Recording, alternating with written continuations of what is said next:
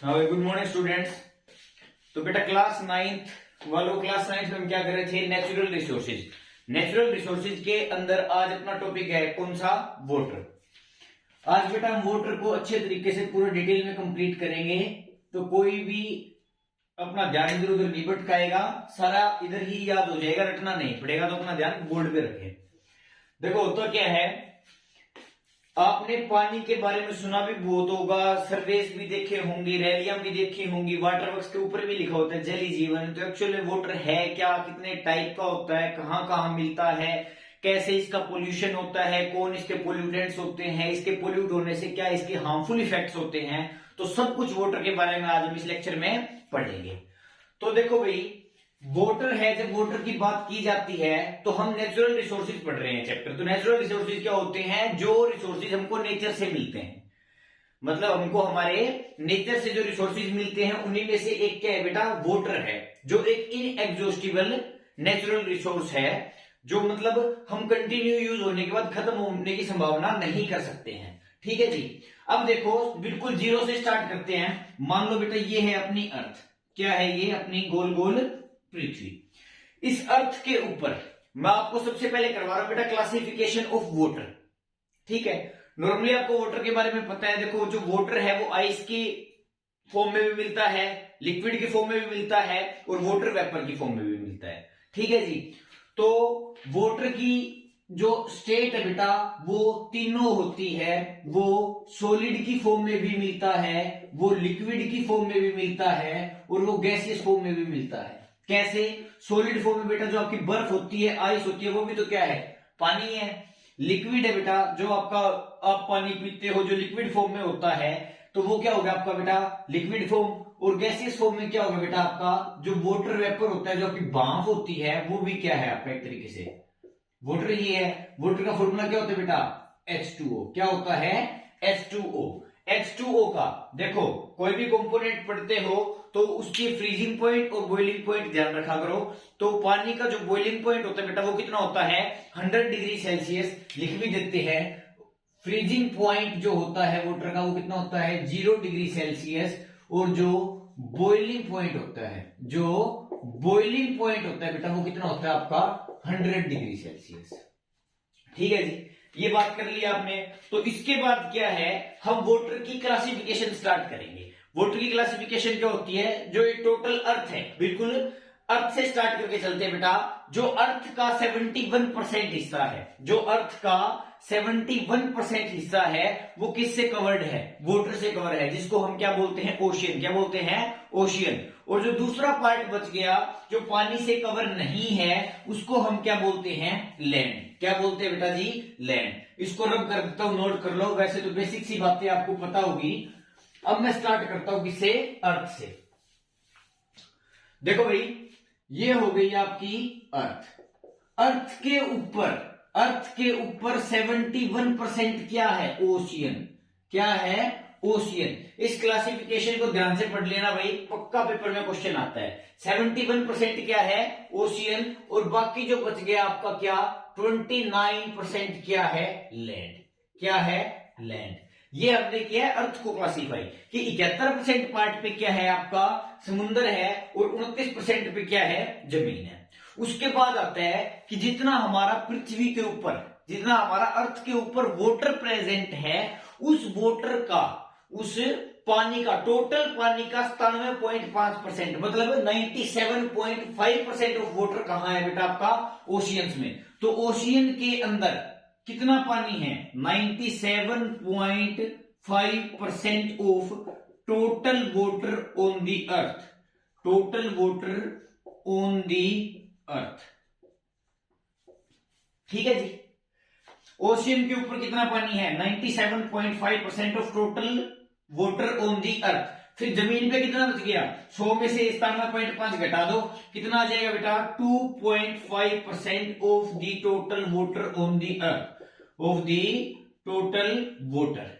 ठीक है जी। मतलब जमीन के ऊपर अपने पास 2.5% पानी है। उस 2.5% में से भी आगे क्लासिफाई करना है। उस 2.5% ऑफ वाटर में से आपका जैसे जैसे आपका जो 97.5% पानी है बेटा वो कहां पे हो गया, सिर्फ और सिर्फ समुद्र के अंदर हो गया। जमीन के ऊपर टोटल कितना बचा, 2.5%। उस 2.5% में से भी जो 1.9% है, इस 2.5% में से भी जो 1.9% है बेटा वो आपको कहां प्रेजेंट है, आइस कैप्स और ग्लेशियर्स में। कहां पे प्रेजेंट है, आइस कैप्स एंड ग्लेशियर्स में। कितना बच गया पानी इस 2.5% में से, टोटल पानी का कितना बच गया बेटा, 0.6%। ये पानी बच गया कौन सा, 0.6%। अब बोलते हैं पानी बहुत ज्यादा है, पानी बहुत ज्यादा है, 97.5% तो कहां पे हो गया, ओशियंस में हो गया।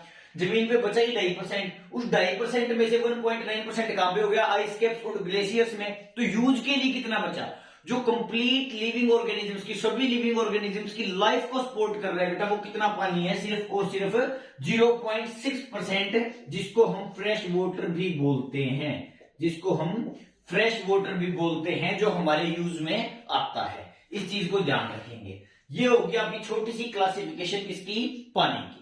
उसके बाद बेटा हम इस फ्रेश वाटर को भी क्लासिफाई करते हैं, ठीक है। एक बार थोड़ा सा रिवाइज कर लेते हैं। देखो क्या है, ये है अर्थ। अर्थ का 71% हिस्सा किसने कवर किया हुआ है, पानी ने, उसको हमने क्या बोल दिया बेटा, ओशियन। बच गया कितना, 29%। 29% भाग पर पृथ्वी के क्या है, जमीन है, जिसको हमने क्या बोल दिया, लैंड। ठीक है जी।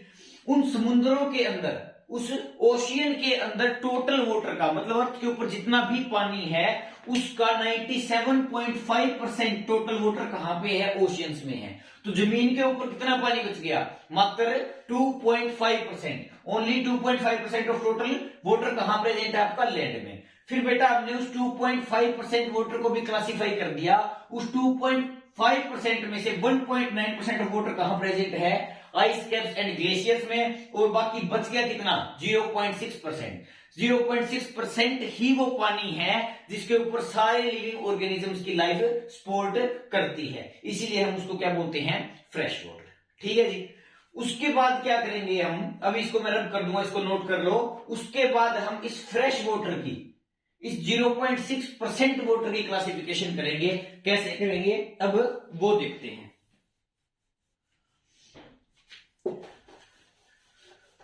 इस 0.6 अब जो क्लासिफिकेशन करनी है, इस 0.6% ऑफ फ्रेश वाटर की करनी है। कैसे, वो देखो जी, यहां पे लिख दिया 0.6% ऑफ फ्रेश वाटर। अब जो हम यूज करते हैं, जो लिविंग ऑर्गेनिजम्स यूज कर सकते हैं, जो लाइफ को सपोर्ट करता है पानी, उसका 90, मतलब टोटल वाटर का 90% नहीं है। इस 0.6% का जो 90% वाटर है, इस 0.6% का जो 90% वाटर है बेटा, वो कहां पे प्रेजेंट है, हमारी जमीन के नीचे। और जमीन के नीचे जो पानी होता है उसको हम क्या बोल देंगे जी, अंडरग्राउंड वाटर। क्या बोल देंगे, अंडरग्राउंड वाटर। बोला सर 0.6% तो टोटल नहीं था, उस 0.6% में से 90% आपने कहां घुसा दिया, जमीन के अंदर। तो आपके जो ये नदी है, जो लेक्स है, जो पोन्ड्स है, जो आपका वाटर वेपर है, हालांकि वाटर वेपर भी तो बच गया, वो सारा किसमें आता है, इस 0.6% के 10% में। तो इसका जो बेटा 10% है वो क्या है आपका, या तो वो सरफेस वाटर है, क्या है, सरफेस वाटर है। और इसी के अंदर ही आपका क्या आएगा बेटा, water vapours present in environment. Water vapours कैसे प्रेजेंट होंगे, जैसे दिन में सनलाइट आती है, सनलाइट आती है तो क्या होता है, इवापोरेशन होता है। इवापोरेशन में क्या होगा, जो आपका वाटर है वो किसी में कन्वर्ट हो जाएगा, वाटर वेपर में।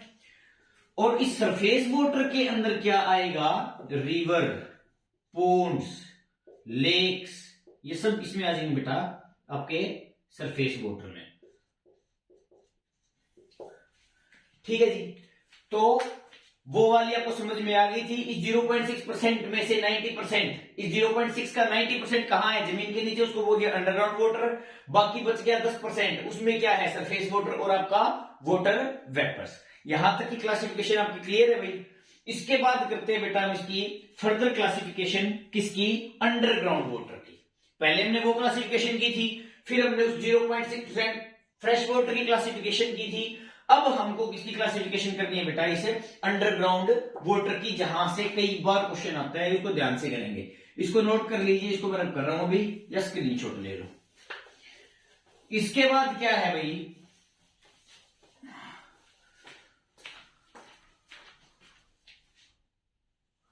इसके बाद आता है आपका अंडरग्राउंड वाटर की क्लासिफिकेशन। यहां पे लिख दिया मैंने क्या, अंडरग्राउंड वाटर।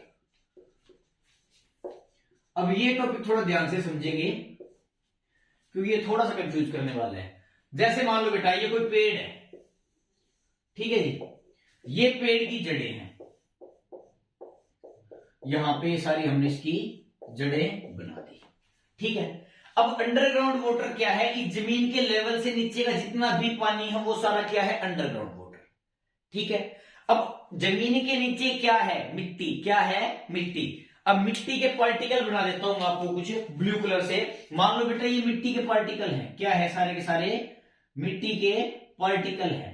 लेकिन इन मिट्टी के पार्टिकल्स के बीच में बेटा क्या होता है, स्पेस होता है। क्या होता है, स्पेस होता है। जैसे मान लो ये स्पेस बन गया, क्या बन गया, ये स्पेस बन गया।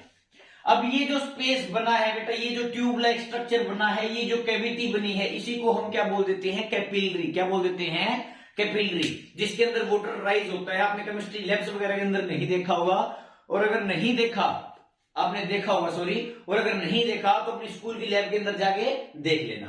देखो जो सोइल पार्टिकल्स होते हैं उनके बीच से जो स्पेस होता है वो एक ट्यूब लाइक स्ट्रक्चर बना लेता है, जिसको हम क्या बोल देते हैं, कैपिलरी। क्या बोल देते हैं, कैपिलरी। और उन ट्यूब लाइक स्ट्रक्चर्स में, उन कैपिलरी में जो पानी पाया जाता है उसको हमने क्या बोल दिया, कैपिलरी वाटर। क्या बोल दिया, कैपिलरी वाटर। जैसे ये सारे देखो सोइल पार्टिकल्स है, इसके बीच में ये जो स्पेस है ये ट्यूब लाइक स्ट्रक्चर बन गया, इसको हमने क्या बोल दिया बेटा, कैपिलरी। क्या बोल दिया, कैपिलरी। और इस कैपिलरी में जो पानी पाएगा उसको हम क्या बोल देंगे, कैपिलरी वाटर। तो अंडरग्राउंड वाटर के अंदर आपका जो पहला क्लासिफिकेशन आ गया वो किसका आ गया बेटा, कैपिलरी वाटर का। किसका आ गया, कैपिलरी वाटर का। अब मान के चलो भाई दूसरा टाइप समझा रहा हूं, वो भी समझने वाला है। क्या है, देखो इस सोइल पार्टिकल को बेटा मैं थोड़ा बड़ा बना लेता हूं, इस सोइल पार्टिकल को मैं थोड़ा बड़ा बना लेता हूं। अब एग्जांपल के लिए मैं आपको एक चीज बताता हूं, जैसे ये डस्टर है, ठीक है, मैंने इस डस्टर को पानी के अंदर डाल दिया। अब एक तो ये डस्टर है, पानी में डालने से पहले क्या इसके ऊपर कोई पानी है,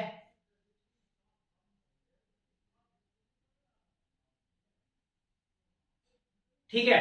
अब क्या है, ये जो डस्टर है इसको हमने कहां पे डाल दिया, पानी में डाल दिया, पानी में डाल दिया, फिर उसके बाद निकाल दिया। अब दो कंडीशन एज्यूम करो, पहली क्या है कि ये डस्टर हमने पानी में डाला ही नहीं, तो उस टाइम ये बिल्कुल क्या है, ड्राई स्टेट में है।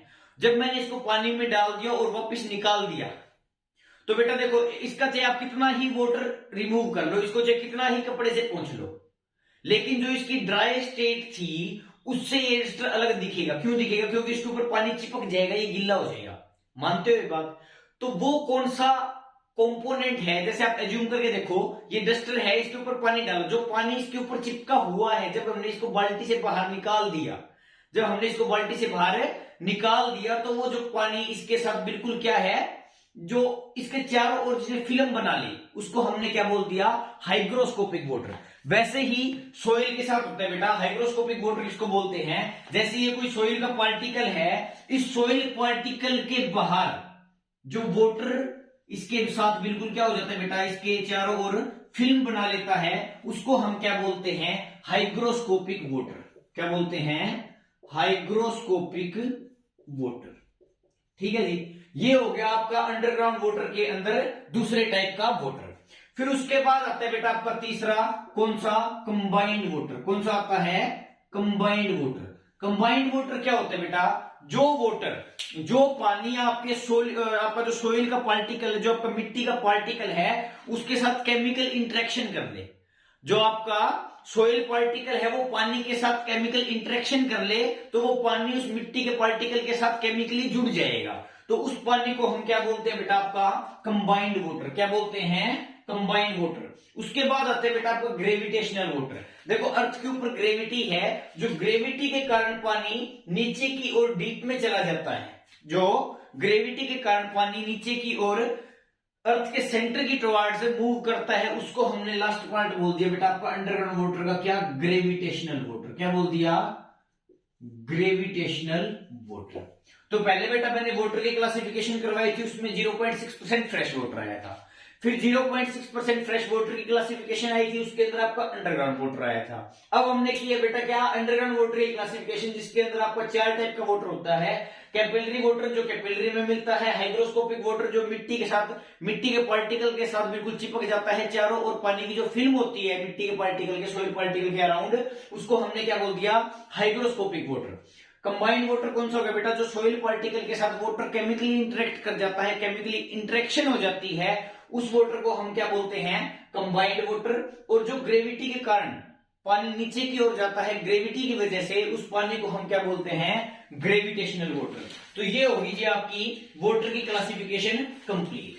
ठीक है, अब आपने बहुत बार सुना होगा जल ही जीवन है, जल ही जीवन है, मतलब पानी की कमी से हमको है तो दिक्कत। जब आपने यही बोल दिया कि जल ही जीवन है, तो उसका मतलब क्या है बेटा, कि पानी की कमी से तो हमको दिक्कत हो जाएगी। अब पानी की कमी से दिक्कत हो जाएगी तो हमको पानी बचाना पड़ेगा, और उस पानी बचाने को ही हम क्या बोलते हैं, हार्वेस्टिंग। क्या बोलते हैं, हार्वेस्टिंग, वाटर हार्वेस्टिंग। अब कौन से पानी को बचाओगे, ऐसे थोड़ी है पड़ोसियों के से पानी आप चोरी करोगे और घर पे बचाते जाओगे, वो वाटर हार्वेस्टिंग है, सॉरी। ठीक है, अब वो वाटर हार्वेस्टिंग है, ऐसा तो है नहीं कि आप वाटर हार्वेस्ट कर रहे हो चोरी करके करोगे, आपको नेचुरली करना पड़ेगा। अब नेचुरली बेटा आप पानी को कैसे बचा सकते हो, आप बचा सकते हो जैसे बारिश का पानी आता है आपके घर पे, वो नालियों में से बह के ऐसे ही चला जाता है, लेकिन आप उस जो आपका बारिश का पानी है उसको यूज कर सकते हो। क्यों, रेन वाटर कौन सा होता है बेटा, रेन वाटर आपका वो 0.6% फ्रेश वाटर के अंदर ही आता है, मतलब वो पानी क्या होता है बेटा, यूज के लायक होता है, आप उसको यूज कर सकते हो, तो आप उसको बचा सकते हो। तो उसको हम क्या बोलते हैं बेटा, रेन वाटर हार्वेस्टिंग। क्या बोलते हैं, रेन वाटर हार्वेस्टिंग। तो आपका नेक्स्ट टॉपिक क्या आ गया बेटा जी, रेन वाटर हार्वेस्टिंग। बारिश के पानी को कैसे बचा सकते हो, इस चीज की बात करते हैं। चलो, बारिश के पानी को बचा सकते हो बेटा आप कैसे, जैसे पहले के जमाने में भी करते थे कि आपकी जो छत है, आप उसको बिल्कुल क्लीन रखो और थोड़ा स्लोप में बनाओ। जैसे ही मान लो ये कोई कमरा है बेटा, इस कमरे की छत को आपने बिल्कुल क्या कर लिया, क्लीन कर लिया। क्या कर लिया, क्लीन कर लिया। ये इसकी छत बना ली, ये इसकी रूफ हो गई। ठीक है जी, अब यहां से क्या आएगी बेटा, रेन आएगी। ये बना दी हमने क्लाउड, और ये हो गई आपकी रेन। बारिश यहां पे छत पे आएगी बेटा, छत अगर आपकी क्लीन है तो छत के ऊपर एक साइड क्या होता है, पानी का आउटलेट होता है। पहले वो छत के ऊपर जितना भी पानी आगे पड़ेगा वो एक साइड आएगा, आपके पास इकट्ठा हो जाएगा। आप उसको पाइप के थ्रू नीचे लाके किसी, मान लो धरती के अंदर आपने कोई अंडरग्राउंड टैंक बना रखा है। क्या बना रखा है, अंडरग्राउंड टैंक बना रखा है। आप उस पाइप को लाके बेटा उस अंडरग्राउंड टैंक के अंदर छोड़ दो। अब क्या होगा, बारिश का पानी आएगा, छत के ऊपर आया, छत के ऊपर वो पानी इकट्ठा हो गया, पाइप के थ्रू कहां पे चला जाएगा, अंडरग्राउंड टैंक में चला जाएगा। अगर आप ये नहीं करते तो ये पानी कहां पे जाता, कहीं फ्लो कर जाता, नालियों में चला जाता, कहीं भी चला जाता, गंदा हो जाता। लेकिन अगर आपको इसको यूज करना है तो आप ये तरीका अपना सकते हो। अब आपने इस मेथड के अंदर क्या किया बेटा, बारिश के पानी को बचाया है। अब डिफरेंट मेथड से, पहले कुंड वगैरह होते थे, उन तरीकों से हम बारिश के पानी को बचाते थे। अभी जैसे हमारे रीजन के अंदर जहां पे भरपूर पानी होता है, अच्छे अमाउंट में पानी आता है डेली सुबह शाम, तो वहां पे हम क्या करते हैं, बारिश के पानी को नहीं बचाते हैं। लेकिन जो राजस्थान गुजरात जैसे स्टेट है जहां पे पानी की कमी है, कई इलाकों के अंदर, राजस्थान और गुजरात के कई इलाकों के अंदर पानी की बहुत ज्यादा कमी है, तो वहां पे आज भी बेटा बारिश के पानी को बचाया जाता है, रेन वाटर हार्वेस्टिंग की जाती है, ताकि गर्मियों के टाइम में जब बारिश नहीं आनी होगी तो उस टाइम पे वो अपना गुजारा उस पानी से कर पाते हैं। वहां पे मतलब जरूरी नहीं है कि इंडिया के हर एक रीजन के अंदर सुबह और शाम वाटर सप्लाई जाती है। ये मेथड आज भी कामयाब है, कहां पे, जहां पे पानी की कमी है, पानी की सप्लाई की कमी है, तो वो इस मेथड से अपना पूरा साल भी निकाल देते हैं। ठीक है जी, अब आपको ये तो समझ में आ गया होगा कि रेन वाटर हार्वेस्टिंग होती क्या है। अब हमको क्या करना है, advantages of rain water harvesting, कि इस रेन वाटर हार्वेस्टिंग के फायदे क्या क्या है। Advantages of rain water harvesting, कि इस बारिश के पानी को बचा तो रहे हो सर, इसके फायदे क्या क्या है। इसके फायदे बहुत ज्यादा हो सकते हैं। देखो, कई बार क्या होता है, बारिश इतनी ज्यादा आ जाती है कि बाढ़ आ जाती है, ठीक है जी। लेकिन अगर आप रेन वाटर हार्वेस्ट करोगे, उस बारिश के पानी को बचाओगे, तो क्या हमको फ्लड से छुटकारा मिल सकता है? मिल सकता है। अब आ जाओ और फायदा, अभी भी मैंने बताया राजस्थान और गुजरात के कुछ इलाकों के अंदर बारिश के पानी से वो पूरा पूरा साल निकाल देते हैं, अपना गुजारा कर देते हैं, तो वहां पे भी वो पानी काम आ गया।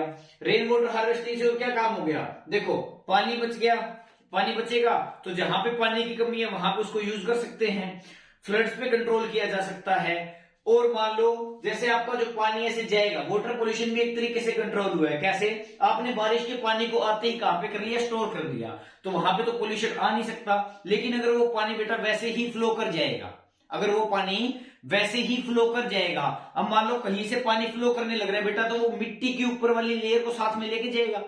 मतलब पानी ऐसा तो है नहीं कि मिट्टी के ऊपर से जा रहा है और फ्रेश का फ्रेश चला जाएगा, मिट्टी के पार्टिकल्स को लेके नहीं जाएगा, ऐसा नहीं हो सकता। जैसे ही बारिश का पानी जमीन पे आया, वो जमीन का पानी क्या करेगा, फ्लो करेगा जमीन के ऊपर से, मिट्टी के ऊपर से जाएगा, तो वो पानी उस मिट्टी के ऊपर वाली लेयर को अपने साथ ले जाएगा। अब मिट्टी के ऊपर वाली लेयर बेटा क्या हो गई, उसके साथ चली गई, उसके साथ चली गई तो क्या होगा, मतलब वहां से जो मिट्टी के ऊपर वाली लेयर है वो गायब ही हो चुकी है उस पानी की फ्लो की वजह से। उसी को हम क्या बोलते हैं बेटा, सोइल इरोजन। क्या बोलते हैं? Soil erosion. इसके अलावा एक बात और बता देता हूं, मिट्टी की जो ऊपर वाली लेयर होती है बेटा, वही सिर्फ क्या होती है, उपजाऊ होती है अपनी क्रॉप्स के लिए, फर्टाइल होती है अपनी क्रॉप्स के लिए। अगर पानी हाई प्रेशर में फ्लो करोगे, अगर मिट्टी की ऊपर वाली लेयर पानी के साथ चली गई, तो वो सोइल एक तरीके से क्या हो जाएगी बेटा, इनफर्टाइल हो जाएगी। उस पे आने वाले टाइम में हम एग्रीकल्चर या फिर क्रॉप कल्टीवेशन कुछ भी नहीं कर पाएंगे। तो वो सब फायदे किसके बेटा, एडवांटेजेस ऑफ रेन हार्वेस्टिंग में वो सब चीजें आपकी आ जाएंगी, ठीक है जी। तो अब आपका रेन वाटर हार्वेस्टिंग समझ में आ गया होगा, आपको एडवांटेजेस फायदे क्या है रेन वाटर हार्वेस्टिंग की वो समझ में आ गया होगा। इसके अलावा कुछ टर्म्स होती है बेटा, जैसे खादीन्स, जोहड़, टैंक्स, ये सब टर्म्स पे क्वेश्चन आ जाता है, तो थोड़ा सा आपको मैं शॉर्ट में बता देता हूं। क्या होता है कि पहले राजस्थान में ट्रेडिशनल टाइम में, मतलब पिछले जमाने में लगा लो, जो आज के जमाने में मॉडर्न इंडिया की बात नहीं करोगे, आप ट्रेडिशनल इंडिया की बात करोगे, तो वहां पे राजस्थान के अंदर कुछ टैंक बना दिए जाते थे बेटा, उन्हीं को हम क्या बोलते थे, खादीन्स, जो क्या काम करते थे, रेन वाटर हार्वेस्टिंग का काम करते थे। इसी तरह मल्टीपल नाम है, जैसे जोड़ होते थे, टैंक होते थे, खादीन्स होते थे, जो राजस्थान के अंदर पहले यूज किए जाते थे, गुजरात के अंदर पहले यूज किए जाते थे। तो अगर खादीन टर्म वगैरह आए, जैसे मान लो खादीन इज रिलेटेड टू, तो आप वहां पे क्या बोलोगे, रेन वाटर हार्वेस्टिंग, ठीक है जी। इतनी बात क्लियर है। उसके बाद क्या होता है बेटा, उसके बाद आ जाते हैं, जैसे हमने एयर किया था, एयर के बारे में पूरा पढ़ लिया, लेकिन अब एयर गंदी होगी तो हमको क्या होंगे, हार्मफुल इफेक्ट्स होंगे। वैसे ही बात करते हैं पानी की। अब तक हमने पानी की क्लासिफिकेशन कर ली, पानी के फायदे कर लिए। अब हमको क्या करना है बेटा, हमको करना है कि पानी अगर गंदा हो गया, पानी अगर गंदा हो गया तो हमको क्या क्या घाटे हो सकते हैं। घाटे मतलब हमको क्या क्या इफेक्ट देखने को मिल सकते हैं। तो पहले तो हम देखते हैं बेटा कि पानी का गंदा होना है क्या। पानी का गंदा होना ही क्या है बेटा, पोल्यूशन है। देखो कोई किसी भी चीज में पोल्यूटेंट्स आए उसको क्या बोला, पोल्यूशन। अगर पोल्यूटेंट्स बेटा किसमें आए, पानी में आए, तो उसको हमने क्या बोला, वाटर पोल्यूशन। तो यहां पे हम क्या लिखेंगे बेटा, सबसे पहले वाटर पोल्यूशन। क्या लिखेंगे, वाटर पोल्यूशन, ठीक है जी। वाटर पोल्यूशन क्या होता है, वाटर के अंदर पोल्यूटेंट्स का आना, या फिर आप सिंपल टर्म्स में बोल सकते हो कि जब वाटर की फिजिकल, केमिकल और बायोलॉजिकल प्रॉपर्टीज के अंदर डिस्टर्बेंस आए, वाटर की फिजिकल, केमिकल या बायोलॉजिकल प्रॉपर्टीज के अंदर डिस्टर्बेंस आए बेटा, वही क्या है, वाटर पोल्यूशन। क्या है, वाटर पोल्यूशन। अब देखो पोल्यूशन बेटा डिजायरेबल तो होता नहीं है, डिजायरेबल मतलब अपना मन चाह नहीं होता है, वो क्या होता है, अनडिजायरेबल होता है, जो हम चाहते नहीं है। तो इसकी डेफिनेशन में आप क्या लिख सकते हो बेटा, सिंपल सा, an undesirable change in an undesirable change in physical, chemical and biological qualities of water. Biological qualities of water is called as water pollution. ये होगी बेटा आपकी वाटर पोल्यूशन की डेफिनेशन। ठीक है जी, मतलब पानी के अंदर उसके फिजिकल प्रॉपर्टीज के अंदर कोई चेंज आ रहा है, केमिकल प्रॉपर्टीज के अंदर कोई चेंज आ रहा है, या फिर बायोलॉजिकल क्वालिटीज के अंदर कोई चेंज आ रहा है, तो उसको ही हमने क्या बोल दिया बेटा, आपका वाटर पोल्यूशन। फिर उसके बाद आता है बेटा, देखो वाटर कई टाइप का है, तो वाटर पोल्यूशन भी कई टाइप का होगा। जैसे वाटर के अंदर हमने बेटा वाटर को क्लासिफाई किया था, कैसे किया था, जैसे वाटर को हमने सरफेस वाटर बोला था, आपका अंडरग्राउंड वाटर बोला था, आपका ओशियंस का वाटर मतलब जिसके अंदर सोल्ट की कंसंट्रेशन ज्यादा होती है, मैरीन वाटर बोला था। ठीक है जी, तो वैसे ही वाटर पोल्यूशन भी कई टाइप का हो जाएगा बेटा। कैसे, जैसे मान लो ये आपका वाटर पोल्यूशन है, क्या है आपका वाटर पोल्यूशन है। अब देखो जो सरफेस वाटर का पोल्यूशन होगा उसको हम क्या बोलेंगे बेटा, सरफेस वाटर पोल्यूशन। क्या बोलेंगे, सरफेस वाटर पोल्यूशन। ठीक है जी, अब जैसे आपका कोई अंडरग्राउंड वाटर का पोल्यूशन है तो उसको हम क्या बोलेंगे बेटा जी, अंडरग्राउंड वाटर पोल्यूशन। क्या बोलेंगे, अंडरग्राउंड वाटर पोल्यूशन। अब जैसे आपका कोई मान लो कौन सा पानी बच गया आपका, सरफेस वाटर हो गया, अंडरग्राउंड वाटर हो गया। अब जैसे आपको कोई ओशियन का वाटर है, मान लो ओशियन के अंदर कौन सा पानी होता है बेटा, जिसके अंदर सोल्ट कंसंट्रेशन ज्यादा होती है, और जिस पानी की सोल्ट कंसंट्रेशन ज्यादा होती है उसको हम क्या बोलते हैं, मैरीन वाटर। तो उस पानी के पोल्यूशन को हम क्या बोलेंगे बेटा, मैरीन वाटर पोल्यूशन। ठीक है जी, ये हो गया बेटा आपकी वाटर पोल्यूशन की क्लासिफिकेशन, इसको नोट कर लो। इसके बाद करते हैं बेटा हम पोल्यूटेंट्स के बारे में। देखो ये चीज क्या थी बेटा आपकी, पोल्यूशन, जो पार्टिकल्स आपके पोल्यूशन कोज करते हैं उनको हम क्या बोलते हैं, पोल्यूटेंट्स। जो पार्टिकल्स आपके वाटर पोल्यूशन को कोज करेंगे उनको हम क्या बोलेंगे बेटा, आपका वाटर पोल्यूटेंट्स। तो अब स्टार्ट करते हैं बेटा जी, हम कहां से, वाटर पोल्यूटेंट्स से। ऐसे कौन कौन से पार्टिकल्स हैं, सोर्सेज हैं बेटा जो आपके वाटर को पोल्यूट कर सकते हैं, यहीं पे लिख देते हैं वाटर पोल्यूटेंट्स। ठीक है जी, अब वाटर पोल्यूटेंट्स के अंदर क्या है बेटा, वाटर पोल्यूटेंट्स की क्लासिफिकेशन कर दी हमने 3 पार्ट में, फिजिकल, केमिकल एंड बायोलॉजिकल। कितने पार्ट में, 3 पार्ट में। एक को हमने क्या बोल दिया बेटा आपका फिजिकल, एक हमने क्या बोल दिया बेटा आपका केमिकल, और एक मैंने क्या बोल दिया बेटा आपका बायोलॉजिकल। देखो जो फिजिकल वाटर पोल्यूटेंट्स होते हैं बेटा उसमें फिजिकल चीजें आएंगी, जैसे इंडस्ट्री से कोई वेस्ट आ गया, घर का कोई वेस्ट पानी में चला गया, इंडस्ट्रीज का कचरा नदियों में फेंक दिया, मतलब फिजिकली या फिर कोई सॉलिड एंटिटी जब पानी में जाती है तो उसको हम क्या बोलते हैं बेटा, आपका physical pollution, physical water pollution. और फिजिकल वाटर पोल्यूशन जो कोज करता है उसको हम क्या बोलते हैं बेटा, फिजिकल वाटर पोल्यूटेंट्स। अब पोल्यूटेंट्स ये क्लासिफिकेशन करी किसकी रहे हुआ, जो वाटर पोल्यूशन कोज करते हैं। अब कोई इंडस्ट्रीज का वेस्ट को नदियों में जाके फेंक दिया, या फिर कोई और वेस्ट जाके रिवर, पॉन्ड्स, लेक्स में डायरेक्टली हमने फेंक दिया, तो वो किसमें आएगा बेटा, आपका फिजिकल वाटर पोल्यूटेंट्स के अंदर। तो इसके अंदर हम लिख सकते हैं बेटा वेस्ट फ्रॉम इंडस्ट्रीज, या फिर मान लो कोई भी आपका कुछ भी वेस्ट है जो आपका नदियों में जाता है। ठीक है, जैसे ऐसा तो है नहीं कि सिर्फ इंडस्ट्रीज इफेक्ट है बेटा, मान लो कोई आपके थर्मल पावर प्लांट है, ठीक है, वहां से भी जो आपका थर्मल पावर प्लांट से वेस्ट कहां जाएगा, पानी में जाएगा, पानी तो वहां भी गंदा हो रहा है। मतलब डिफरेंट प्रोसेस है जहां पे वाटर को पोल्यूट किया जा रहा है, उसको हमने किसके अंदर डाल दिया बेटा, फिजिकल के अंदर। तब आ जाओ केमिकल, नाम से पता चल रहा है केमिस्ट्री, केमिस्ट्री में क्या होते हैं केमिकल्स, केमिकल्स की वजह से कौन से केमिकल वाटर को पोल्यूट करेंगे। अब मान के चलो बेटा खेत के अंदर हम फर्टिलाइजर्स यूज करते हैं, पेस्टिसाइड्स यूज करते हैं, आजकल बहुत सारे केमिकल्स आते हैं जो हम क्रॉप की प्रोडक्शन को एनहांस करने के लिए, बढ़ाने के लिए अपने खेतों के अंदर डालते हैं, वो हमने डाल दिया बेटा। जैसे हमने कोई फर्टिलाइजर अपने खेत में डाल दिया तो वहां पे हम बाद में क्या करते हैं, इरिगेशन भी करते हैं, उस क्रॉप को पानी भी देते हैं, तो वो पानी कहां पे जाएगा, उन फर्टिलाइजर्स के पास जाएगा, तो वो केमिकल्स अल्टीमेटली कहां गए, पानी के अंदर भी गए, तो वो पानी क्या हो गया, गंदा हो गया उन केमिकल्स की वजह से। उनको हमने क्या बोल दिया बेटा, केमिकल वाटर पोल्यूटेंट्स। तो इसके अंदर आपके क्या आ जाएंगे बेटा, फर्टिलाइजर्स आ जाएंगे, फर्टिलाइजर्स आ जाएंगे और पेस्टिसाइड्स आ जाएंगे, फर्टिलाइजर्स आ जाएंगे और पेस्टिसाइड्स आ जाएंगे। उसके बाद आ जाओ बेटा जी आप इस पे बायोलॉजिकल वाटर पोल्यूटेंट्स के अंदर। देखो बायोलॉजिकल का मतलब, बायो का मतलब क्या है, लिविंग ऑर्गेनिज्म। ऐसे कौन से लिविंग ऑर्गेनिज्म हो सकते हैं जो पानी को गंदा कर दे। देखो हमारी इतनी सारी डिजीज है बेटा, डिजीज कोजिंग ऑर्गेनिज्म होते हैं, डिफरेंट बैक्टीरिया होते हैं, डिफरेंट फंगस है, डिफरेंट प्रोटोजोआ है जो पानी के अंदर सर्वाइव करती है। अब डिजीज कोजिंग ऑर्गेनिज्म को हम क्या बोलते हैं बेटा, पैथोजेंस। क्या बोलते हैं, पैथोजेंस। अगर वो पैथोजन पानी के अंदर चले गए तो वो पानी गंदा हुआ कि नहीं हुआ, बिल्कुल हुआ। तो बायोलॉजिकल वाटर पोल्यूटेंट्स के हम किसको इंक्लूड कर सकते हैं बेटा, हमारे पैथोजेंस को। किसको, पैथोजेंस को।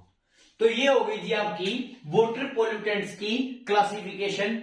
आपको जो समझ में आ गई होगी, और अगर कोई डाउट हो तो कमेंट सेक्शन में बता देना, ठीक है बेटा।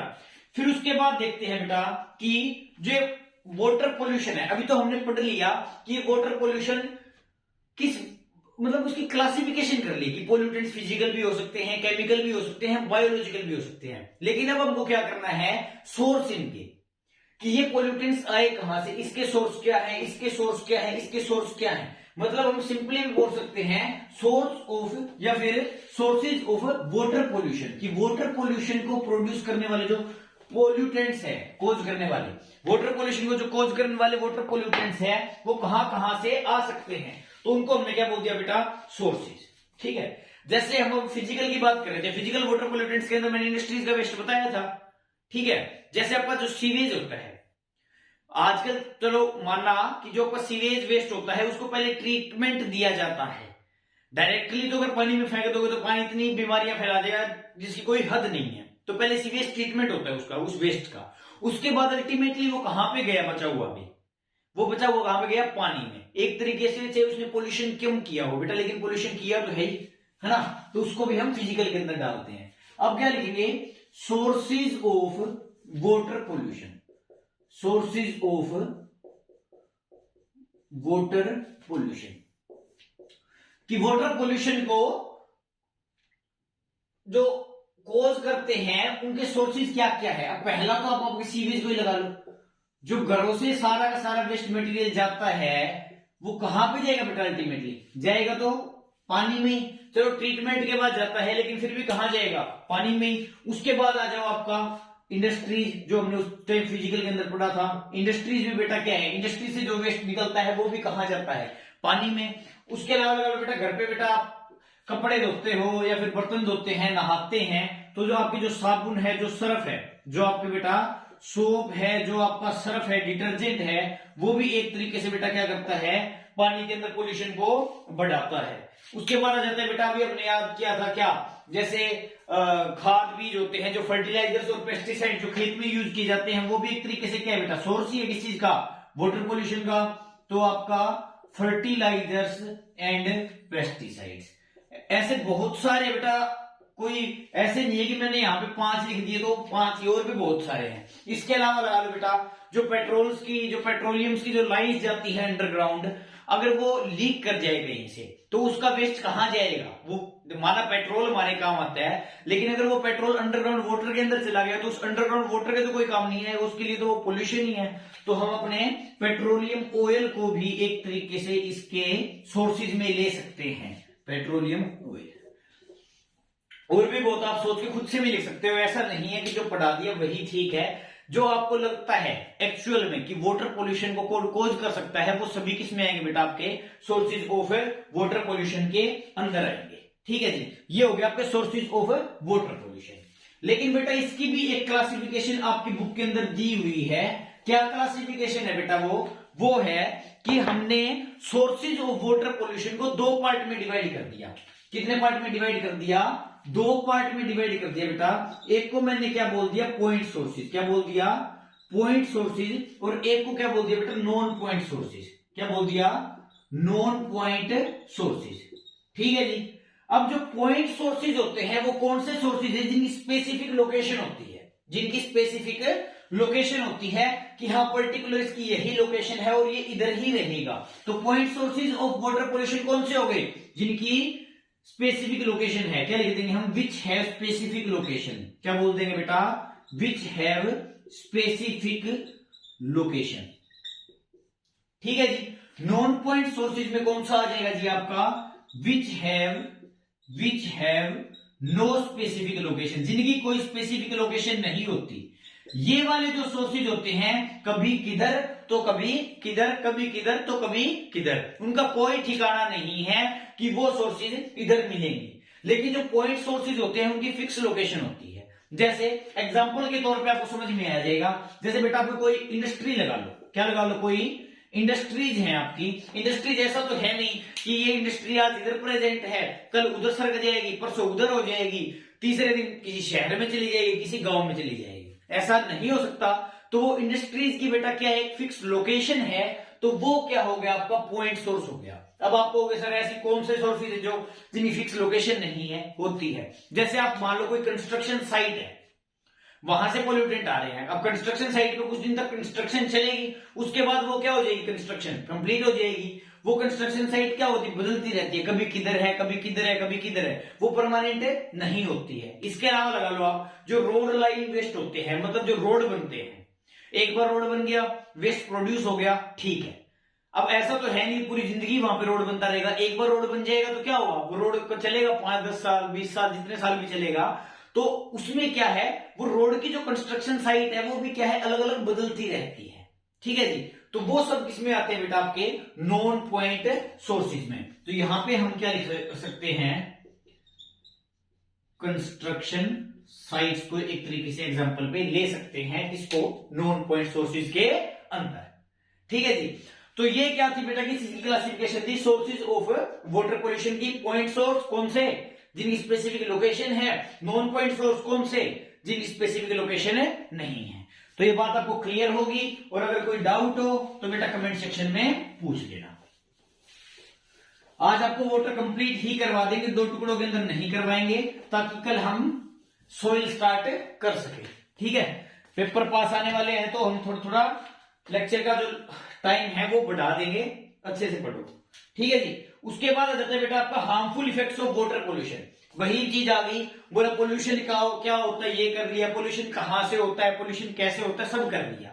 अब जी हमको ये बताओ कि पोल्यूशन की वजह से हमको नुकसान क्या होता है। तो हम हेडिंग क्या डालेंगे, हार्मफुल इफेक्ट्स ऑफ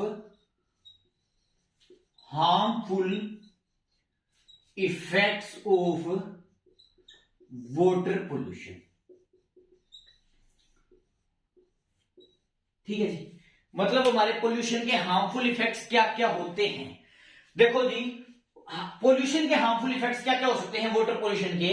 सबसे पहले हम बात करें, देखो पानी गंदा है, जहां जहां पे हम पानी यूज करते हैं, जहां जहां पे हमको साफ पानी की जरूरत होती है, वहां पे हमको क्या मिलेगा, पोल्यूटेड वाटर। तो आप सोच भी सकते हो इसको, ऐसा नहीं है कि जो मतलब बस रट लिया वही करना है वही करना है, अपने आप से भी कर सकते हो, लेकिन कुछ याद रहे इसलिए मैं आपको बता देता हूं। पहला लगा लो बेटा आपका ह्यूमन डिजीज, क्या लगा लो, ह्यूमन डिजीज। अब पानी बेटा आपका कोई गंदा है, पानी आपका कोई गंदा है, आप उस पानी को पियोगे, तो मैंने बताया था कि पानी के अंदर बायोलॉजिकल पोल्यूटेंट्स भी तो हो सकते हैं। बायोलॉजिकल पोल्यूटेंट्स क्या थे, पैथोजेंस थे। उस पानी के अंदर मान लो बेटा पैथोजन है, वो पैथोजन कहां जाएगा, आपकी बॉडी में जाएगा।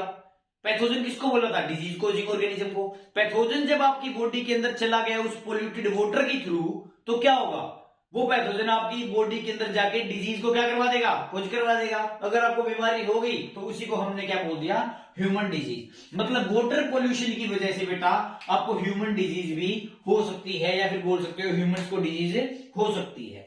उसके बाद आता है आपका सेकंड पॉइंट बेटा, डिस्टरबेंस इन इकोलॉजिकल बैलेंस। क्या जी, डिस्टरबेंस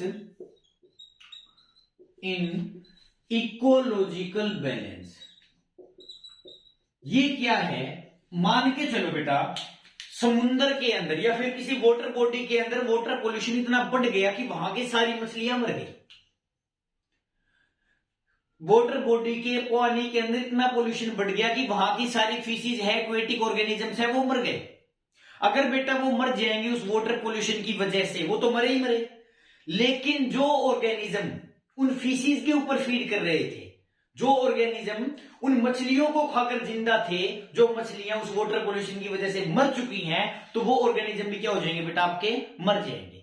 मतलब वाटर पोल्यूशन की वजह से एक ऑर्गेनिज्म मरा, दूसरा कौन मरा? जो उस ऑर्गेनिज्म पे फीड करता था। तीसरा कौन मरेगा? जो उस दूसरे ऑर्गेनिज्म पे फीड करता था। इस कंप्लीट को हम क्या बोलते हैं बेटा? Food chain. मतलब ए ने खाया बी को, बी ने खाया सी को, सी ने खाया डी को। ये क्या है? फूड चेन है। ठीक है, ये फूड चेन अगर सही चलेगी तो आपका इकोसिस्टम सही चलेगा, आपका जो इन्वायरमेंट है, जो आपकी लाइफ है, वो सही चलेगी। लेकिन वाटर पोल्यूशन की वजह से डिस्टर्बेंस आ सकती है। कैसे आ सकती है? कि वाटर बॉडीज के अंदर पोल्यूशन आएगा तो उस वाटर बॉडीज में सर्वाइव करने वाले ऑर्गेनिज्म की लाइफ क्या होगी बेटा? अफेक्ट होगी। इसलिए हमने क्या बोला?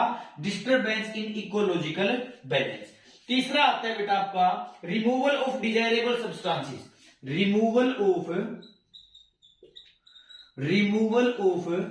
Desirable substances.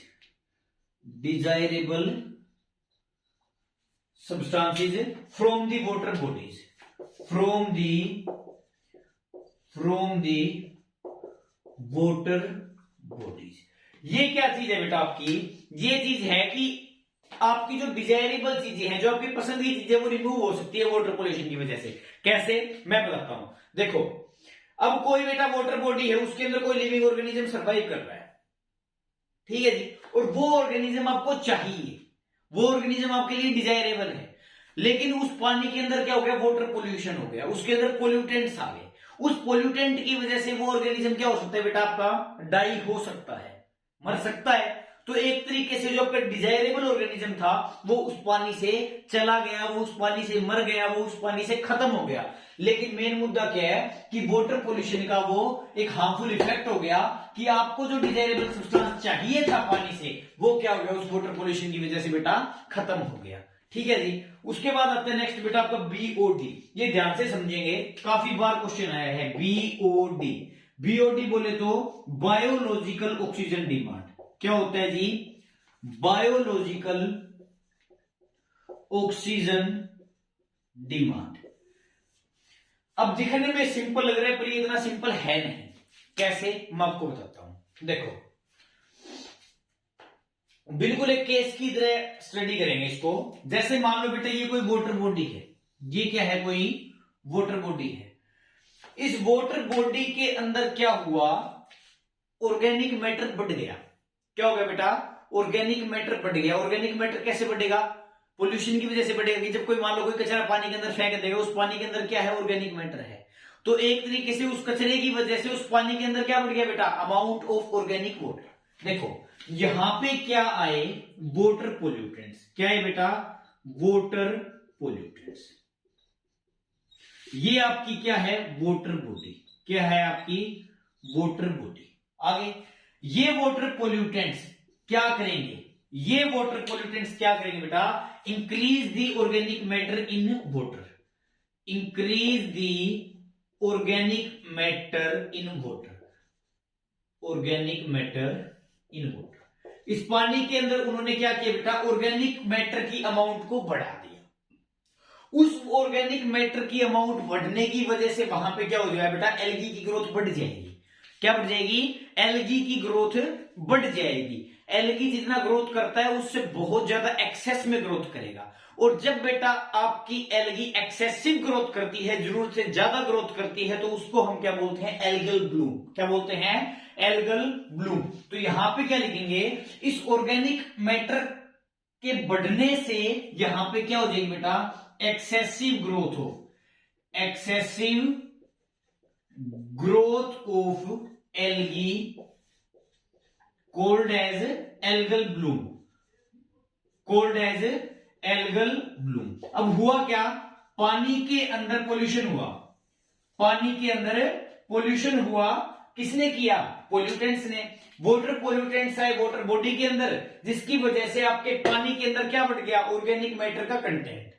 जैसे ही ऑर्गेनिक मैटर बढ़ेगा उसकी वजह से वहां पे एल्गी ने एक्सेसिव ग्रोथ कर ली, और एल्गी की एक्सेसिव ग्रोथ को ही हम क्या बोलते हैं? Algal Bloom. तो यहां पे ऑर्गेनिक मैटर इंक्रीज हुआ, जिसकी वजह से एक्सेसिव ग्रोथ ऑफ एल्गी हो गया, जिसको हमने क्या बोल दिया? Algal Bloom.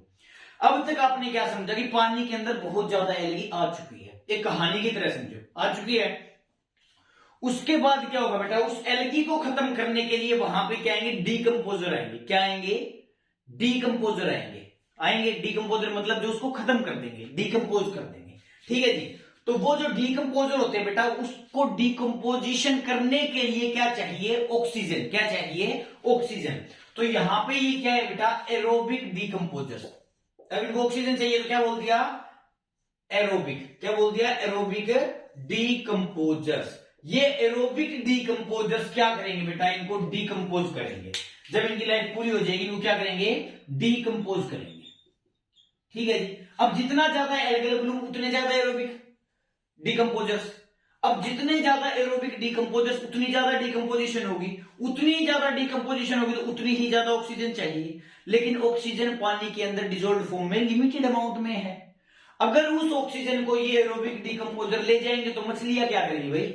मछलियों को भी तो ऑक्सीजन चाहिए। जो वहां पे एक्वेटिक ऑर्गेनिज्म है, वो जो वहां पे फिशीज हैं, उनको भी तो सर्वाइव करने के लिए क्या चाहिए? ऑक्सीजन चाहिए। लेकिन वो ऑक्सीजन किसने ले ली? इन एरोबिक डीकंपोजर्स ने ले ली। तो वो फिशीज क्या करेंगी? फिर फिशीज मर जाएंगी। क्या हो जाएंगी? फिशीज मर जाएंगी। अब वो फिशीज मरी, उसी पॉइंट के अंदर आप ये भी लगा सकते हो, removal of desirable substances from the water bodies. अब बात किसकी कर रहे थे? बीओडी की।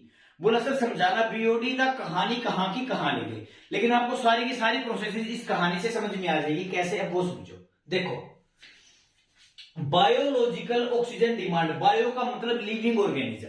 डिमांड किसकी है? ऑक्सीजन की। कौन कर रहा है? Living organism. मतलब लिविंग ऑर्गेनिज्म की जो ऑक्सीजन की डिमांड है वो क्या है? बीओडी। लेकिन कौन से लिविंग ऑर्गेनिज्म की बात की जा रही है भाई? लिविंग ऑर्गेनिज्म की बात की जा रही है इन एरोबिक डीकंपोजर्स की, इन बैक्टीरियाज की, जो डीकंपोजिशन का काम कर रहे हैं। मतलब क्या? मतलब ये कि बीओडी क्या है? ऑक्सीजन की वो डिमांड है जो बैक्टीरिया करता है। बीओडी क्या है? बैक्टीरिया की ऑक्सीजन की डिमांड है। अब बैक्टीरिया डिमांड क्यों कर रहा है? क्यों कर रहा है? क्योंकि जो पानी के अंदर ऑर्गेनिक मैटर है उसको डीकंपोज करना है। क्या करना है? डीकंपोज करना है। और उस डीकंपोजिशन के लिए क्या चाहिए? ऑक्सीजन। उस बैक्टीरिया को, उस ऑर्गेनिक मैटर को डीकंपोज करने के लिए क्या चाहिए? ऑक्सीजन। अब वो बैक्टीरिया ही तो ऑक्सीजन की डिमांड कर रहा है, जिसको हमने क्या बोल दिया? बीओडी।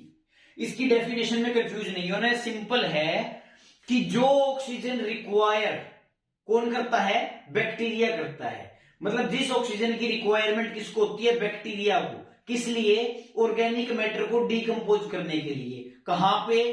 पानी में। उसको हमने क्या बोल दिया? Biological oxygen demand.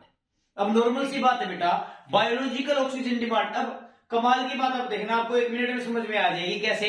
Biological oxygen अगर डिमांड ज्यादा हुई तो उसका मतलब क्या है?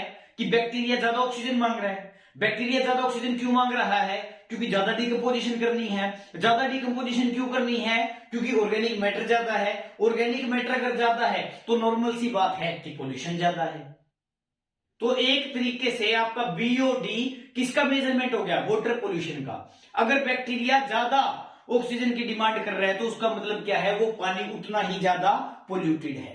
Higher BOD higher pollution, lower BOD lower pollution. तो ये हो गया आपका बीओडी का टॉपिक कंप्लीट। अगर इसके अंदर कोई डाउट हो, यहां पे लिख भी देते हैं। ये एरोबिक ऑक्सीजन जो डीकंपोजर्स हैं वो क्या करते हैं? Require O2। मतलब इनको क्या चाहिए? O2 चाहिए। ये O2 कहां से आएगी? Drained from the oxygen dissolved in water bodies. Oxygen dissolved in water. As a result ये तो आपको याद ही रह जाएगा। रिजल्ट क्या होगा भाई? उस पानी से ऑक्सीजन किसने ले ली? Aerobic decomposition. आपका जो एरोबिक डीकंपोजिशन उन्होंने ऑक्सीजन ले ली। तो जब वहां पे मछलियां थी, जो वहां पे एक्वेटिक ऑर्गेनिज्म थे, उनके पास क्या होगी? ऑक्सीजन की कमी होगी। अब उसके पास ऑक्सीजन की कमी अगर होगी तो क्या होगा? उनकी डेथ हो जाएगी। तो वो क्या होगा आपका बेटा? BOD complete. ठीक है जी। उसके बाद आपके 2 टॉपिक है मेन। कौन कौन से? एक तो यूट्रोफिकेशन, एक आपका बायोमैग्निफिकेशन, जो भी आपको डिटेल में पढ़ना है। अब स्टार्ट करते हैं बेटा जी हम क्या? यूट्रोफिकेशन।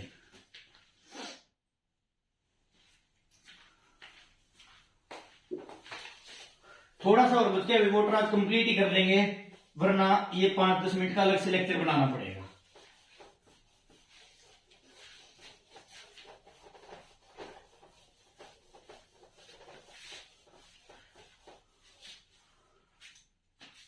अब देखते हैं बेटा हम क्या, यूट्रोफिकेशन। अभी मिलते जुलते हैं, पढ़ने में ज्यादा दिक्कत नहीं आएगी आपको। देखो अब हम बीओडी पढ़ रहे थे, बीओडी में क्या कर रहे थे, ऑर्गेनिक मैटर को डिकम्पोज करना है, एरोबिक डिकम्पोजर्स आएंगे, उनको ऑक्सीजन चाहिए, उनको ऑक्सीजन दे दी, इतना कर लिया था। अब बेटा उनको ऑक्सीजन दे दी तो ऑक्सीजन घट भी तो गई कहां पे, उन वाटर बॉडीज के अंदर, जिनकी वजह से वो मछलियां मरी थी, जिनकी वजह से वो एक्वेटिक ऑर्गेनिज्म मरे थे। मतलब पोल्यूशन बढ़ा तो ऑर्गेनिक मैटर बढ़ा, ऑर्गेनिक मैटर बढ़ा तो डिकम्पोजिशन बढ़ी। लिख ही देता हूं मैं भी, चलो देखो, पोल्यूशन इंक्रीज हुआ तो क्या हुआ, ऑर्गेनिक मैटर इंक्रीज हुआ, ऑर्गेनिक मैटर इन वाटर क्या हुआ बेटा, इंक्रीज हुआ। ऑर्गेनिक मैटर जब बढ़ा तो उसका मतलब क्या है बेटा, डीकंपोजिशन बढ़ेगी। क्या होगा, डीकंपोजिशन आपकी क्या होगी बेटा, बढ़ेगी। जब डीकंपोजिशन बढ़ेगी बेटा तो O2 की डिमांड बढ़ेगी, O2 की डिमांड बढ़ जाएगी। अब इसी O2 की डिमांड को क्या बोला था बेटा, BOD। क्या की थी, BOD। अब जब O2 की डिमांड बढ़ेगी बेटा तो जो आपके पानी के अंदर पहले से ऑक्सीजन प्रेजेंट है वो क्या हो जाएगी, कम हो जाएगी। तो यहां पे हम क्या लिख देंगे बेटा, reduced level of O2 in water bodies, in water body जो पहले से एग्जिस्ट कर रही हैं। मतलब आपका ऑक्सीजन का जो लेवल है पोल्यूशन की वजह से वो पानी के अंदर क्या आ जाएगा बेटा, कम आ जाएगा। उसी चीज को ही हम क्या बोलते हैं, यूट्रोफिकेशन। क्या बोलते हैं बेटा, यूट्रोफिकेशन। क्या बोलते हैं, यूट्रोफिकेशन।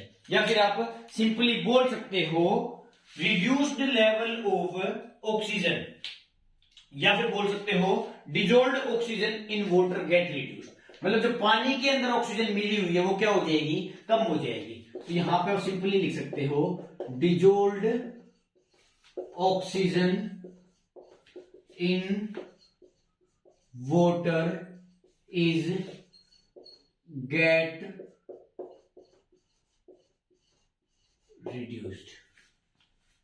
ठीक है जी, ये हो गया आपका यूट्रोफिकेशन। उसके बाद बेटा आपके वाटर के अंदर सिर्फ दो छोटी छोटी डेफिनेशंस रह गई, जिसको हम क्या बोलते हैं बेटा, बायोमैग्निफिकेशन एंड बायो एक्यूमुलेशन। ये आपका यूट्रोफिकेशन क्लियर होगा भाई, कि पानी की बॉडी के अंदर जो अपना ऑक्सीजन का लेवल होता है वो घट जाता है, किसकी वजह से, वाटर पोल्यूशन की वजह से। उसी को हमने क्या बोल दिया, यूट्रोफिकेशन। उसके बाद आ जाता है आपका बेटा क्या, बायोमैग्निफिकेशन। थोड़ा सा ध्यान से समझेंगे, अच्छे से समझ में आ जाएगा।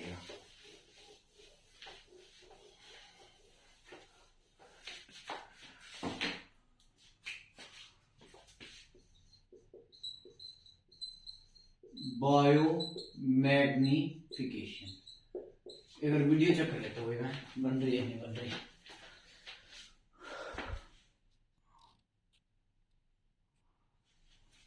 ठीक चल रही है।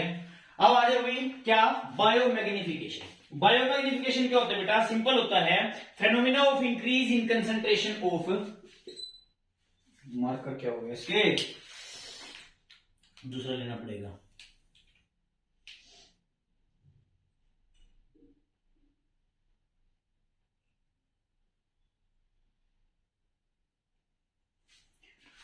phenomena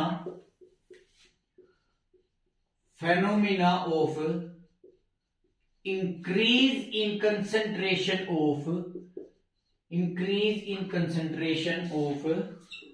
non-biodegradable substances,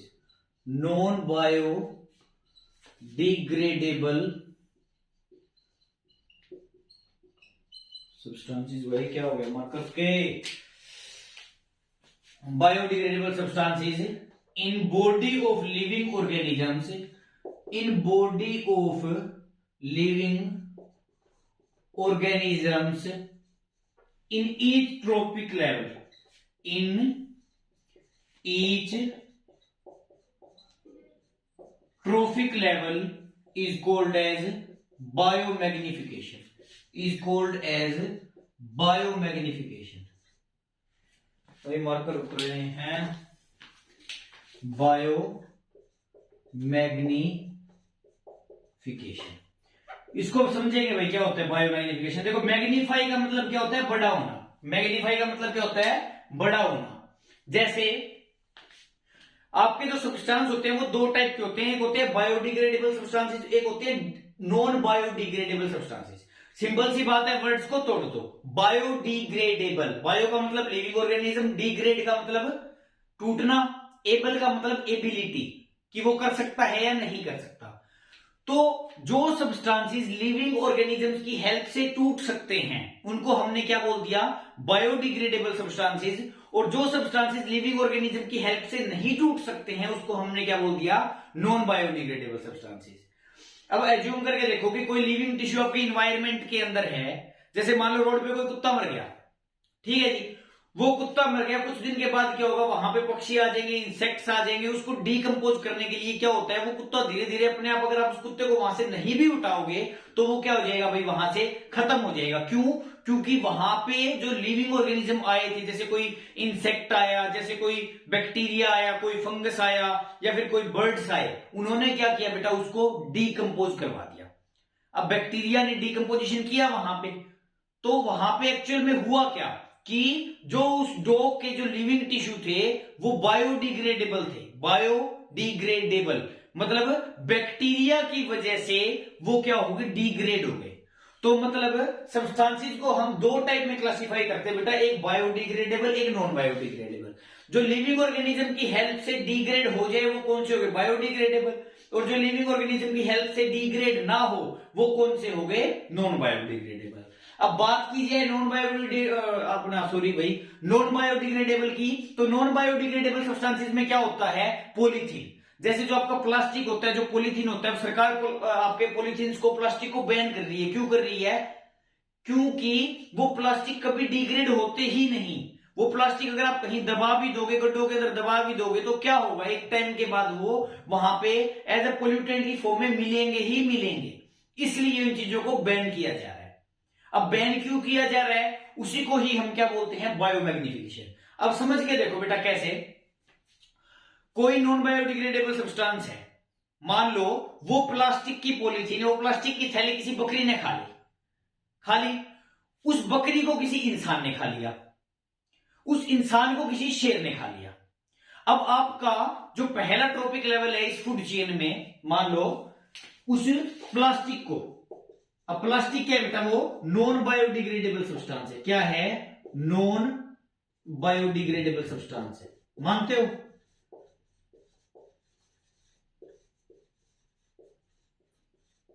आपने देखा होगा कई बार मरे हुए ऑर्गेनिजम्स मिलते हैं, उनका जब पोस्टमार्टम किया जाता है, जैसे कोई बफेलो वगैरह होती है, जब उनका पोस्टमार्टम किया जाता है, जब उनको काटा जाता है, तो उन्होंने 3 साल पहले भी पॉलीथीन की बैग खाई थी ना, वो भी वैसी की वैसी निकल के आ जाती है। क्यों? क्योंकि वो नॉन बायोडिग्रेडेबल है। अब जो उसने घास खाया होगा बेटा, वो क्या होगा, डाइजेशन की हेल्प से डाइजेस्ट हो गया होगा। लेकिन जो नॉन बायोडिग्रेडेबल सब्सटेंसेस है वो वैसे के वैसे ही रह जाएंगे। एग्जांपल के लिए बता रहा हूं, मान लो ये कोई प्लास्टिक है बेटा, ये किसी बकरी ने खा लिया, किसी गोट ने खा लिया, ठीक है जी। इस गोट को किसी इंसान ने खा लिया, आदमी ने खा लिया। अब मान लो इस आदमी को किसी शेर ने खा लिया। अब देखो ये प्लास्टिक पहले कहां गया, बकरी के पेट में। उस बकरी को किसने खा लिया, आदमी ने। वो आदमी को किसने खा लिया, शेर ने। ये सिर्फ एक एग्जांपल लिया है। इकोसिस्टम के अंदर ऐसे बहुत सारे एग्जांपल्स एग्जिस्ट करते हैं। कहने का मतलब क्या है, जैसे हमने जब फूड चेन पढ़ी थी, फूड चेन में क्या होता है कि ए ने खाया बी को, बी ने खाया सी को, सी ने खाया डी को। मतलब ए डिपेंड कर रहा है बी पे, बी डिपेंड कर रहा है सी पे, सी डिपेंड कर रहा है डी पे। एक तरीके से डिपेंडेंसी चलती रहती है बेटा, और लाइफ एग्जिस्ट करती है। लेकिन इसमें क्या हुआ कि जब कोई नॉन बायोडिग्रेडेबल सब्सटेंस एंट्री मार जाता है, कहां पे, अपनी फूड चेन में। अब फूड चेन के हर एक लेवल को हम क्या बोलते हैं, ट्रॉपिक लेवल। तो यहां पे फर्स्ट ट्रॉपिक लेवल क्या होगा, आपका गोट वाला हो गया, मानो ये हो गया आपका फर्स्ट ट्रॉपिक लेवल। ये हो गया जी आपका सेकंड ट्रॉपिक लेवल। ये हो गया आपका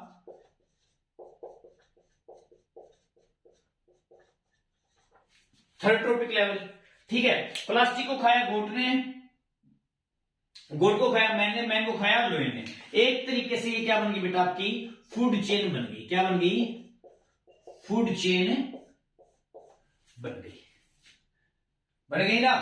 अब जब नॉन बायोडिग्रेडेबल सब्सटेंसेस ने फूड चेन में एंट्री मारी तो वो क्या होगा, वो हायर ट्रॉपिक लेवल्स पे जाता जाएगा। अब वो जो नॉन बायोडिग्रेडेबल सब्सटेंस है वो बेटा टूटेगा तो है नहीं, वो क्या करेगा, हाई ट्रॉपिक लेवल पे जाता रहेगा, पहले से दूसरे पे चला जाएगा, दूसरे से तीसरे पे चला जाएगा, तीसरे से चौथे पे चला जाएगा।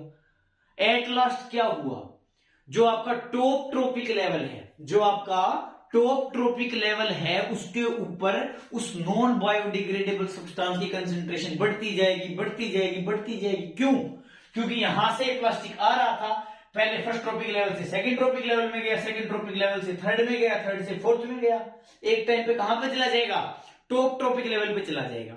उसके बाद तो वो नॉन बायोडिग्रेडेबल सब्सटेंस कहीं जा नहीं सकता बेटा, तो उसकी कंसेंट्रेशन मैक्सिमम कहां पे मिली, टॉप ट्रॉपिक लेवल के अंदर। उसी कंसेंट्रेशन के बढ़ने को ही हम क्या बोलते हैं, बायोमैग्निफिकेशन। क्या बोलते हैं जी, बायोमैग्निफिकेशन। इसीलिए बेटा इसकी डेफिनेशन लिखते हैं, phenomena of increase in concentration of non-biodegradable substances in the body of living organism in each tropic level is called as biomagnification। देखो इस नॉन बायोडिग्रेडेबल सब्सटेंस की आपके इस प्लास्टिक की वजह से पहले कहां पे बढ़ी कंसेंट्रेशन, पहले ट्रॉपिक लेवल पे, फिर दूसरे ट्रॉपिक लेवल पे, फिर तीसरे ट्रॉपिक लेवल पे, कहां पे बढ़ी, लिविंग ऑर्गेनिज्म की बॉडी के अंदर। तो इसी कंसेंट्रेशन के इंक्रीमेंट को हम क्या बोलते हैं, बायोमैग्निफिकेशन। ठीक है, थोड़ा सा शॉर्ट में रिवाइज करवा देता हूं। देखो जब non biodegradable substances food chain के अंदर एंट्री मार जाते हैं, अब वो बेटा खत्म तो हो नहीं सकते, तो वो क्या करेंगे, एक ऑर्गेनिज्म से दूसरे ऑर्गेनिज्म में चले जाएंगे, दूसरे ऑर्गेनिज्म से तीसरे ऑर्गेनिज्म में चले जाएंगे। पहले से दूसरे से तीसरे में क्यों जाएंगे, क्योंकि उनकी फूड चेन चल रही है, ए खाएगा बी को, बी खाएगा सी को, सी खाएगा डी को, डी में जो था वो सी में आ जाएगा, सी में जो था वो बी में आ जाएगा, बी में जो था वो ए में आ जाएगा। अब हर एक ट्रॉपिक लेवल पे जो नॉन बायोडिग्रेडेबल सब्सटेंसेस की कंसेंट्रेशन के अंदर इंक्रीमेंट हुआ है उसी को हमने क्या बोला है, बायोमैग्निफिकेशन। हर साल पेपर में आता है भाई, ध्यान से समझ लेंगे। अगर कोई डाउट होगा तो कमेंट सेक्शन में बता देना। उसके बाद बेटा आपकी पानी की बिल्कुल लास्ट डेफिनेशन बच गई, जिसको हम क्या बोलते हैं, बायो एक्यूमुलेशन। देखो अब तक क्या किया था, बायोमैग्निफिकेशन। बायोमैग्निफिकेशन का मतलब क्या था कि फूड चेन के हर एक ट्रॉपिक लेवल पे नॉन बायोडिग्रेडेबल सब्सटेंसेस की कंसेंट्रेशन के अंदर इंक्रीज होना। बायो एक्यूमुलेशन क्या है, सिंपल है कि मेटीरियल्स का, सब्सटेंसेस का, जैसे आप एग्जांपल के लिए मान लो कैडमियम का जो एक्यूमुलेशन है वो किसी लिविंग बॉडी के अंदर हो गया, किसी भी लिविंग ऑर्गेनिज्म के अंदर हो गया, उसी को हमने क्या बोल दिया, बायो एक्यूमुलेशन। क्या बोल दिया जी, बायो एक्यूमुलेशन। मतलब सिंपल से storage of a pollutant in body tissue of animal और humans is called as bio accumulation. Bio accumulation मतलब क्या है बेटा, जब कोई पोल्यूटेंट किसी लिविंग बॉडी के अंदर स्टोर हो जाता है उसी को हम क्या बोलते हैं, बायो एक्यूमुलेशन। तो इसके अंदर आप लिखेंगे, this term refers to the storage of, this term refers to the storage of, refers to the storage of pollutant, storage of pollutant, storage of pollutant in body of living organisms, in body of living organism like animals or humans, like animals or humans is called as bioaccumulation, is called as bioaccumulation।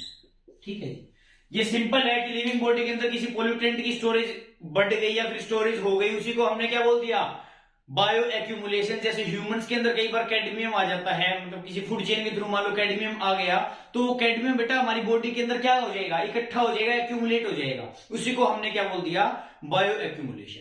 अब harmful effects of water pollution के अंदर आपको 4 term अच्छे से याद रखनी है, बहुत बार क्वेश्चन आया है। पहली बीओडी, दूसरी यूट्रोफिकेशन, तीसरी बायोमैग्निफिकेशन और चौथी बायो एक्यूमुलेशन। ठीक है, अपनी बुक से कंप्लीट वाटर को पढ़ लेना, कोई भी दिक्कत है तो बता देना। आपका पानी हो चुका है खत्म, कल के लेक्चर में बेटा स्टार्ट करेंगे किसको, सोइल को। ठीक है जी, थैंक यू, इतना पढ़ के आना।